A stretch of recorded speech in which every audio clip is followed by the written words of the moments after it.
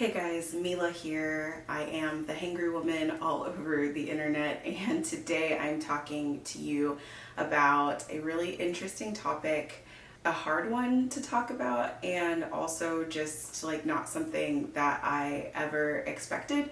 But today we're talking about my diabetes misdiagnosis.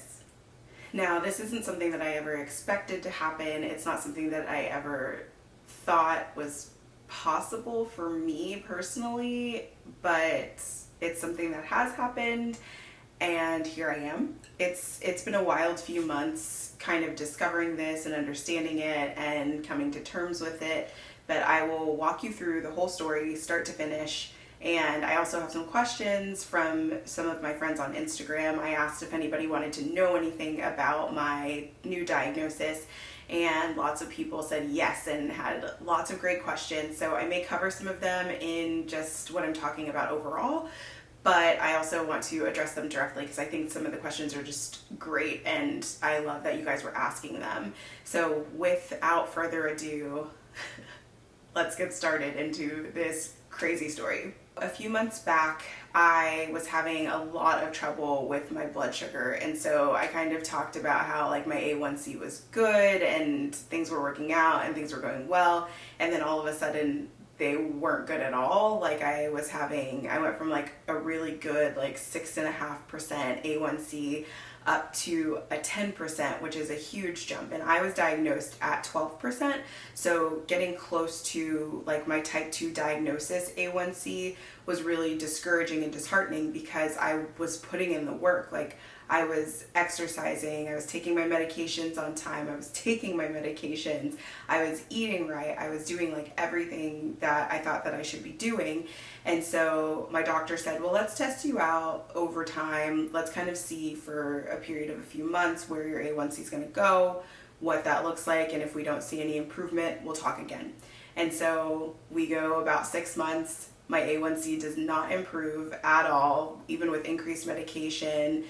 We didn't increase my insulin very much. She kind of kept it steady because she didn't want me taking too much, but then we increased some of my oral medications and tried to compensate in that way. And in doing that and not seeing the results from my A1C, my doctor was kind of like, I am at a point where I think you need to see a specialist because I don't want to keep increasing your medication and I kind of have to tap out here. And that's not how she said it, but like that's pretty much what happened. Is she was like, you know, I want you to go see somebody else because I want to make sure that you get the best care possible, but also what we're doing doesn't make sense, and so maybe somebody else needs to weigh in. So I went to go see an endocrinologist, and he kind of did like the normal new patient thing. He asked me about my entire diabetes history, and so I told him I was diagnosed with type 2 when I was 26. I, got like a pretty good A1C at some point, and then my levels just kept creeping up, and I couldn't figure out why. My primary care doctor couldn't figure out why, and so that's why I'm here. And so he was like, okay, you were diagnosed when you were pretty young, and I was like, yeah, I mean 26 is young-ish. And it was really interesting because my mom was in this appointment with me, so that was kind of cool because she got to like see what an appointment for me was like. And my mom, as you guys know, also has diabetes, so it's cool that we can like have those conversations and go to each other's doctor's appointments and stuff. And I told her, like, I think I just need you for moral support just in case they tell me like something's really weird and out of whack. And so she came with me. I talk about like my family history of diabetes, all of that, and he says, well, I want to test you for something called LADA. Do you know what that is? And I was like, I'm familiar, I've heard of it, but I personally don't think I have LADA. And LADA is latent autoimmune diabetes in adults. So what that means is that your body still potentially produces insulin. So your pancreas will still produce insulin at very low levels, just like any normal person. You just need a little bit of help with like injectable insulins. But then in addition to your body still producing insulin and being in that what they call honeymoon phase, which is where I am now, you also have that immune response where your immune system is attacking your beta cells in your pancreas, and so you're making less and less and less insulin over time, and the insulin that you make is just getting attacked. Like, it's not going to work in your body. So you have to take insulin, like by injection, which I already do, but we'll get to that. And that makes it better, helps you regulate your blood glucose, helps you avoid complications from diabetes, and so on and so on. So he tells me about LADA, and I'm like, okay, let's do it. You know, how do I get tested for it? And he tells me it's a simple blood test.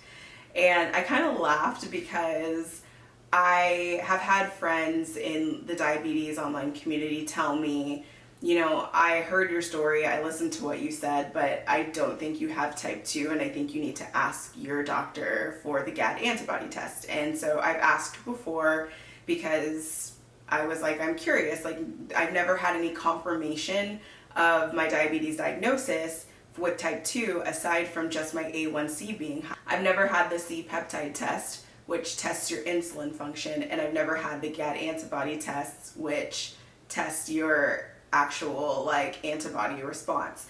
So when I asked and I got shut down, I was like, okay, well, I have type 2. I'm overweight. I have a family history of type 2. I check all the boxes. Like, why even worry about it? And it wasn't until I had like that personal experience of like trying so hard to regulate my blood sugar and get it into a good place that I was just so frustrated and so flustered and so upset, because I was like, why am I putting in all this hard work, and why am I spending all of my energy and time and spinning my wheels if this isn't going to work?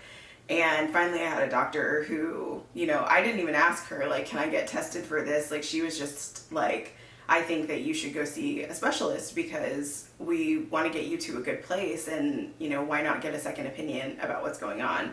So I had been so defeated as a patient over time that I was just like, I don't even want to ask. And I'm so glad that my doctor was like helpful and had the humility to say like, go somewhere else. Let's send you to someone else. So I get the test done. It's a blood draw. Literally, you like sit in the lab's office, get your blood drawn, takes a minute, and then you're on your way. And then 2 weeks later, I went back. They had me wear a Dexcom Pro so that he could test he could see my blood sugars and my patterns while I switched over to a new insulin, because when I told him kind of about like just feeling like things are not working, he was like, let's switch you to a better long-acting insulin to see what happens.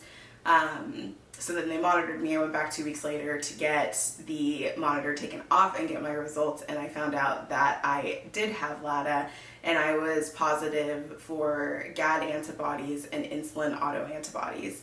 That was a shock to me. I fully expected for him to say, you were type 2 through and through, that's it, and that would be the end of the conversation, and I would never have to go through the testing again or worry about it or think about it. But instead he said, you tested positive for antibodies, you are still producing insulin at a low normal level, so your body is still keeping up with insulin production, and you're kind of in a honeymoon phase. And basically that means that my type 2 treatment will kind of stay the same until it doesn't. So there will be a day where I have both the autoantibody response and I'm not ever producing insulin naturally. And so I will be full-time on insulin 24/7. Like, that will be my life. But I'm in this place called the honeymoon period where, because I still produce insulin, I can still take drugs for type 2, and I'm still mostly being treated as type 2. I'll probably add on short-acting insulin one day. I'm still taking an oral medication called Jardiance, which is so helpful to my blood sugar. It also, I believe, is a kidney protectant. Don't quote me on that, but it helps with kidney function. So your kidneys are protected, because that's a big deal and a big potential complication when you have diabetes. And I can still take all of these things and kind of like work with all of these things, and there will be a day that comes where my oral medications won't work and I will be on insulin full time and I will be taking more insulin. So it's just this interesting kind of like, I would call it a middle ground, where I have a little bit of both. And so I asked the doctor, I said, what does this mean for me? And he said, well, your treatment will stay basically the same. We will be monitoring you more often. We'll be testing your C-peptide function more often just to see where you are. We'll probably do it like once a year to see what levels you're at. But in addition, we'll also kind of know, like if your numbers go haywire again, if things seem to be off the charts, we'll know that something is going on and something is wrong. And so you won't have this like big dramatic like DKA, hospitalization, complete lack of insulin moment, because you'll be taking insulin enough to compensate, but you will have to just watch a little more closely for those patterns that signal that your insulin production might be going away. So I heard that and I just felt like relief, like not because I didn't want to have type 2 diabetes confirmed, but my relief more came from the fact that I just know, like I have the right treatment, I have the right diagnosis, I know exactly what I'm supposed to be doing, and I know where I stand, instead of this questioning of like, why am I doing things that don't work, or why am I trying so hard when things just suck and aren't going the way that I think that they're supposed to go. And I think like that's the sense of relief for me, is the knowing. It's like you get to a point where you're doing so much and you're working so hard that it's like it takes over and like washes over your entire mental state. So it's all you think about. So all I was thinking about was exercise and food and blood sugar and how many carbs in this, how many carbs in that. And like, granted, I still think about those things, like that doesn't ever go away. That's something that like will always be on my mind, but I think it's on my mind in more of a positive way than as a burden. And I think that's what changes in this whole thing for me. I also just want people with type 2 to know that like my misdiagnosis doesn't change the way that I advocate or that I speak about type 2. I still believe that no matter what kind of diabetes you have, it's not your fault. I still believe that people with type 2 should be treated with dignity and respect. I still believe that affordable insulin applies to people with type 2 as well. I still believe that people with type 2 are working hard at their health. Like, none of that changes for me because my diagnosis was wrong. I still believe all of those things, and I am in this like very unique position because I get to see the sides of both, and I get to see, what it's like being treated as a person with type 2, and then what it's like being treated as a person with LADA, which basically is classified as type 1. They call it type 1.5 because it's like right in the middle of type 1 and type 2, kind of like a mini hybrid a little bit, if you will. And it doesn't change my mind about the way that people stigmatize and dismiss people with type 2 and make them feel ashamed for something that is truly not your fault. So I think that it's really important for me to say that, because my advocacy doesn't change. I don't stop writing recipes for people with type 2. I don't stop talking about like the dignity and respect that people with type 2 deserve.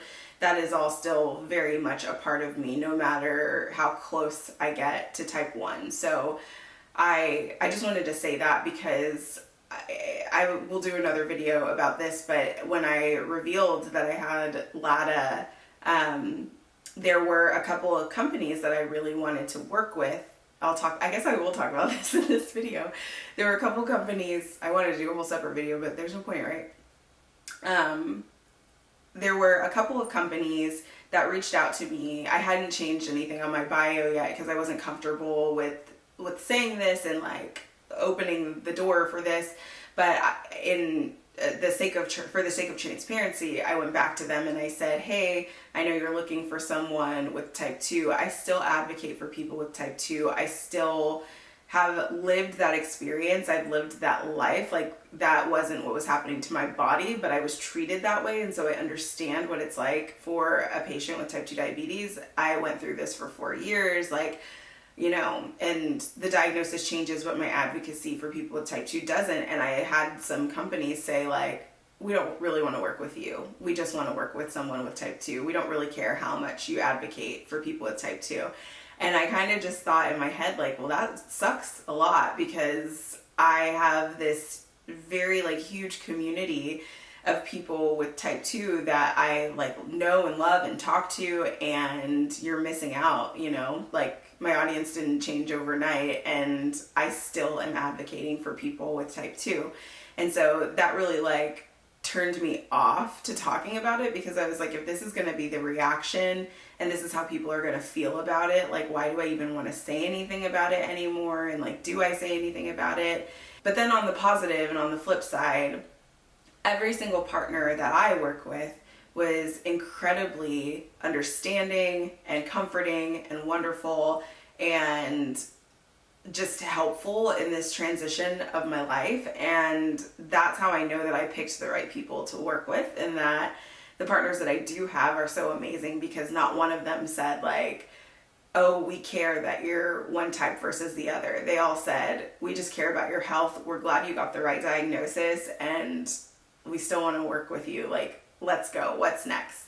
So I think that that has been really important to me in terms of my support network. I felt like I had to be open with my partners first and foremost, because they pay me and they work with me, and I wanted them to know. So those moments were scary. It was really like, it was just terrifying to tell people. Like, of course, my husband's the first person I told. When I found out, I got home, told him immediately. I told my mom, I told my best friend. But then I kept it to myself for a few weeks, because I just wanted the few weeks to have it and to hold it and to understand it and to be able to explain it. But then the moment that I had to start explaining it to people, I was just like, I don't want to talk about this anymore. But I am finally at a point where I feel like, okay, I feel good. I feel like I am handling the diagnosis. Things are a little bit better. So in terms of transparency, my A1C went from 10 to 9.1. It's not a huge jump and not a huge drop, but we're probably going to tweak at my next appointment and just talk about like some of the patterns. I have been eating more carbs. I've been stressed out beyond belief in quarantine. Like, I'm pretty sure that like things will get back to normal. So thinking of all of that, I just am thankful for like all the people who have been supportive and who have been there, and for being able to go to a new doctor and to actually like talk to someone and get some understanding instead of resistance like I always did, and to have like my truest thoughts confirmed. Like I knew something was wrong and I just didn't know what. And it's not like I knew like, okay, yeah, I'm gonna get diagnosed with LADA. It was more of just like, I know something is wrong and like I know we're gonna figure it out. And I'm so happy that it actually finally got figured out.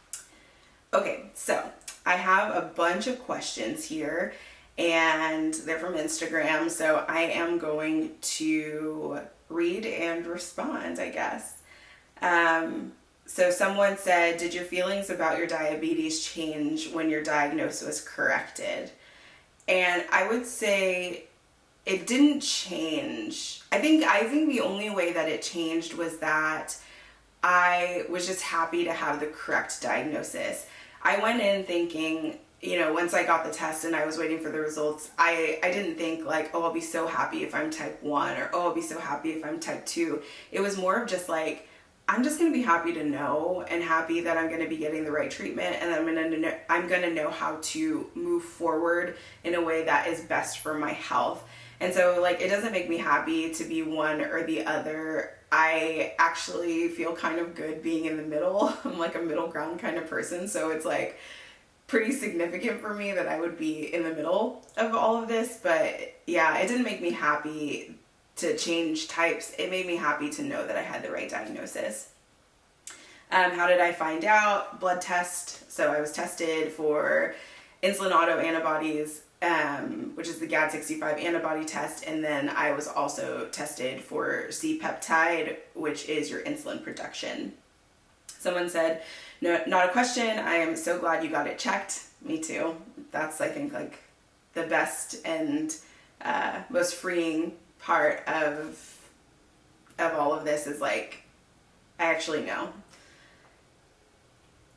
Someone said, when COVID is over, can I guest star on your show? I have no knife skills, but I'm a good taster. I think yes. I think the answer to that is yes. And if you don't know, and I'm going to put a video up at some point of this, but I have a TV show on Diabetic Diabetes TV called Simply Delicious, and it's awesome. I am just thrilled about it. My show looks so good, and it's just me cooking stuff that I really love to cook, so I'm excited about that. Someone said, how have you adjusted mentally? My misdiagnosis has messed with my mind a lot.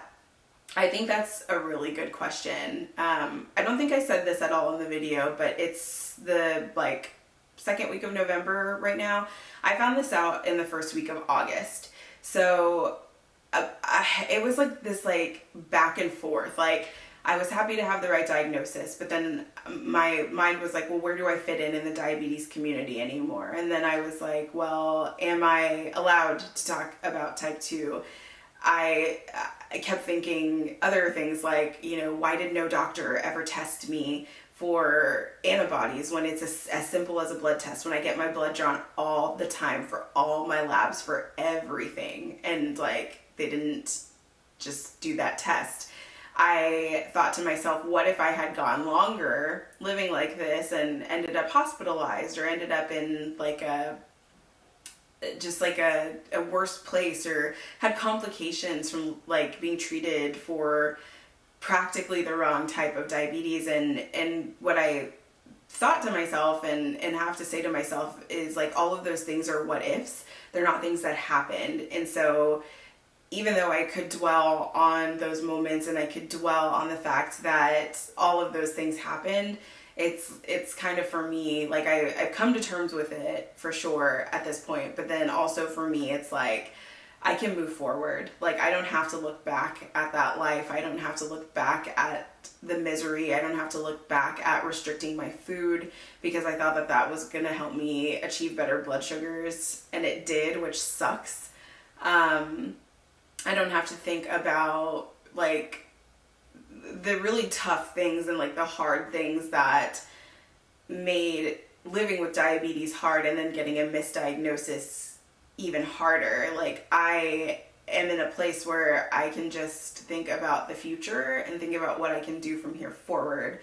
And I think that's what gives me the breath of fresh air. I won't lie, I cried a few times about it because I was just this is so confusing, and my brain is wired in one way and wired to think one thing and wired to think of all the things I can't do and all the things I can't eat and all the ways that I can't be healthy. And then now it's this change, and there's more understanding and there's more empathy, and I hate that it's that way. It shouldn't be that way. You should be treated with empathy and understanding regardless of your type of diabetes. But I think a lot of that has messed with my mind a little bit, and also having to explain it to people because people haven't heard of LADA or type 1.5 diabetes. People hear of type 1 and type 2, so they're what do you mean? And it's this whole having to explain it to people. And I had gotten so comfortable with explaining to people that I had type 2, and I was confident in it, and I was I'm showing people that you can live a good life with type 2 diabetes, so I'm not ashamed of it. And then now, not to say that I am ashamed of LADA or anything like that, but it is, I understand it, but it's harder to explain, and it's harder to get in that mindset to have to explain it. Somebody asked, what is LADA? And I addressed that: latent autoimmune diabetes in adults, which means that you have type 1 diabetes as an older patient. So your diabetes, type 1 diabetes, is onset at adulthood instead of childhood, where it's most commonly diagnosed. Someone asked, will this change anything about your content going forward? And I mentioned, no. I still love cooking. I still love eating. I'm still gonna make carb conscious, really fun foods that are easy, accessible, affordable for people. I'm gonna have more carbs because I can, because I'll be taking different types of insulin, so I'll be able to actually accommodate and use more carbs in my cooking. But that doesn't go to say I'm going overboard or I am gonna eat everything in sight. It's really just to say that I'm being more free with my food, still mindful of portions, still mindful of carb counts and sizes, but I'm gonna, I think, enjoy food a little bit more now. I enjoyed it before, but I think it's a little more freeing when you know you can go a little further. Someone said, what was Brian's reaction to the new diagnosis? He just gave me a hug and he was like, you know, it's good that you know. And he is like my biggest rock, biggest support system, always has a positive thing to say. When I was talking about how scared I was about having to like tell my partners or announce it on Instagram and like share it with people, he was the first one to be like, you've done this before, it's great, it's gonna be fine, like you'll be okay. And if you lose anyone, they maybe weren't there for you in the first place. So he was like a really good comfort to me and awesome throughout this whole thing. Someone said, have you confronted your original doctors about not paying enough attention? So no, I haven't. The two doctors, the one that diagnosed me and then the one that I saw after, I haven't seen in a couple of years. I think it's important to me that if I ever did get to see them again, I would get to say, you know, I wish you would have looked a little bit deeper into my diagnosis and not just on the surface level. And I think that is something that's really important to highlight in all of this, is that a lot of my diagnosis, I think, came from stigma and a place of, I would definitely say a place of stigma. I think my doctors only looked at the fact that I had a family history of diabetes. They only looked at the fact that I was overweight. Significantly overweight at the time, but I had also had things like I was exhibiting symptoms of like peeing every like 30 minutes overnight. I was at a place where I had dropped 30 pounds within like 8 weeks, which is like not normal. I had all of the symptoms: extreme thirst, frequent fatigue, like vomiting, everything that you could think of. I had the symptoms, and the symptoms for type 1 and type 2 definitely closely match up. The differentiators are typically that family history and then what your body mass is, like are you obese? Are you overweight? Those things come into play as well. And so I think those are the things that stuck out to my doctor instead of the symptoms. And I wish that beyond that, they would have said like, okay, your age seems like a little bit of an interesting factor here. And let's also just test you to confirm. And that is one thing that I don't understand. And like, maybe I don't understand the science or the way that the testing actually works. And I wonder if when I was diagnosed 4 years ago, I would have tested for the antibodies. I probably would have had good insulin production 4 years ago, I'm thinking, because my insulin production is low normal now. So I'm thinking 4 years ago is probably completely fine. And, you know, that C-peptide test wouldn't have had any bearing on this, on like how different it would be for me. But it's also like, why not just confirm? Why not just do the test and confirm? Especially with somebody who is that age. I think that that's a really important question. So long answer around that is no, I haven't confronted my original doctors. I haven't seen them since my diagnosis, and then since I had to switch doctors because of insurance. But I would have loved for them to have dug a little deeper to kind of understand what was happening to me. The last question that was in the inbox was, what changes with your treatment overall? And right now I'm just taking one less oral medication. So I'm still taking one called Jardiance. I mentioned it earlier because I still have insulin production. So it's supposed to be a little bit of a boost. And also, like I said, don't quote me on it from earlier, but I think it is also a kidney protectant, which is again important if you're living with diabetes. And then I'm taking a long-acting insulin called Tresiba, which I went in taking Levemir, but then I switched to Tresiba because Tresiba is a little bit longer lasting than Levemir, and so by the time I take it the next day, it hasn't like completely run out in my body, so I don't experience those like really significant overnight highs. So Tresiba has been great in correcting my overnight highs.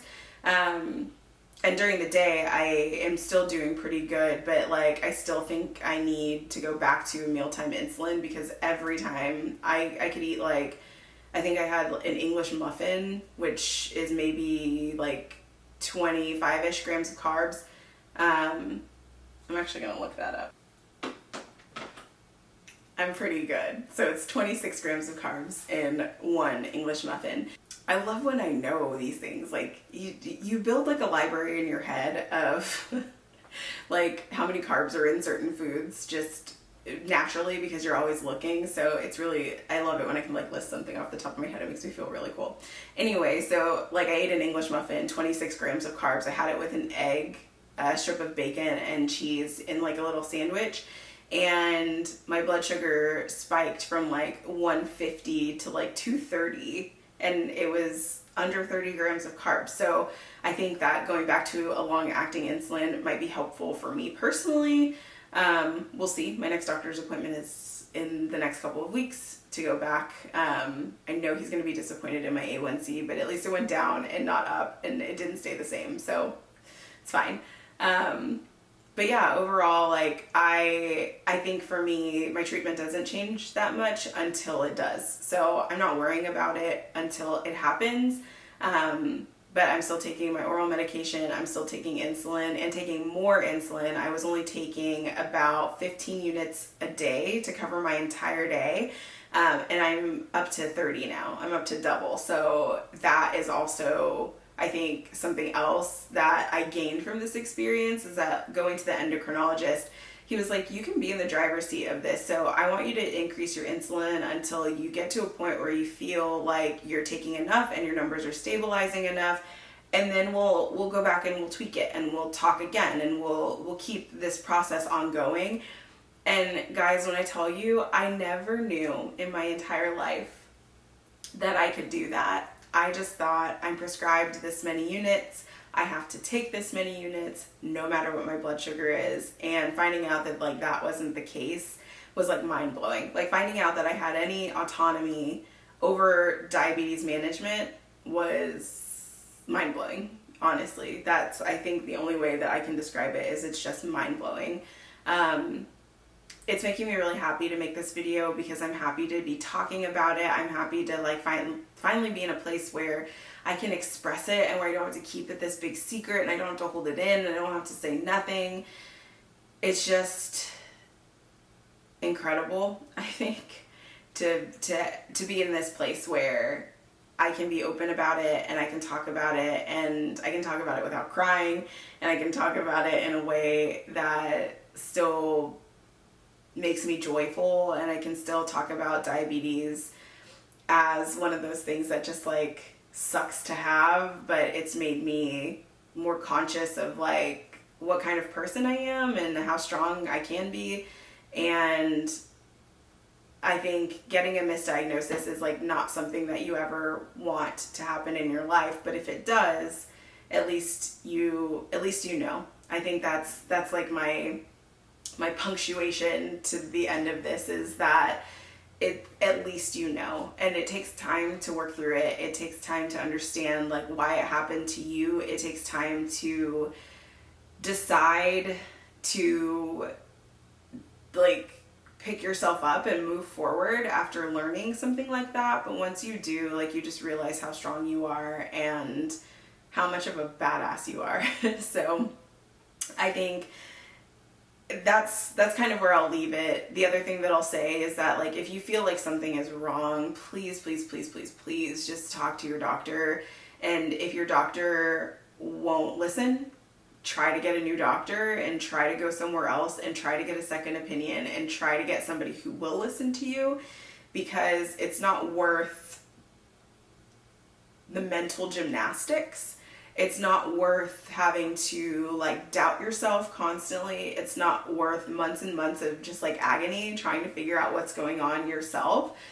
Like, get the help that you need and stand up for yourself and stick up for yourself, because I will say I got lucky, because at the point that I was at, I was defeated, and it was my doctor who was amazing enough to say, like, let's refer you. But I think that if you aren't in that position and you can be stronger and you can put up a fight and you want to put up a fight to get down to the truth, do it. Just do it. It's worth it. It's worth knowing where you stand, no matter what side you're on. It's worth knowing where you stand. So that's it. That's where I'll leave it. I said I would leave it before, but that is where I'll leave it. Support yourself. Take a stand for your health. Always ask questions, and just be conscious that, like, you're the boss. You're the CEO of your own health. You are the person who's going to get what you need. And in the current system that we have, unfortunately, you have to fight, and you have to push, and you have to question, and that makes it difficult and tiring, because you should never have to work that hard to be healthy. Like, you should never work that hard to get good health and to get the answers that you deserve, but a lot of times you do have to. So I think it's really important to stand up for yourself in those moments and make sure that you're heard. All right, guys, so that's it for my misdiagnosis video and story. I hope that it's encouraging to all of you. I hope that it's something that helps you. And I hope that you take something away from this, especially about standing up for your own health and standing up for yourself, because it's not easy to get to this point, and a lot of people don't have to get to this point, but I think if you have like a seed of doubt within you, you definitely have to do all that you can to find out the right answer. So I appreciate you guys watching and learning more about my misdiagnosis story. If you want to see more stuff, you can always follow me on my blog at hangrywoman.com or on Instagram. I am posting things all the time, all the days, posting everything everywhere. But I'm also starting to do more YouTube videos, and I like them and they're fun. So you might see more of these out of me. But I appreciate you guys watching, and I will talk to you later. Bye.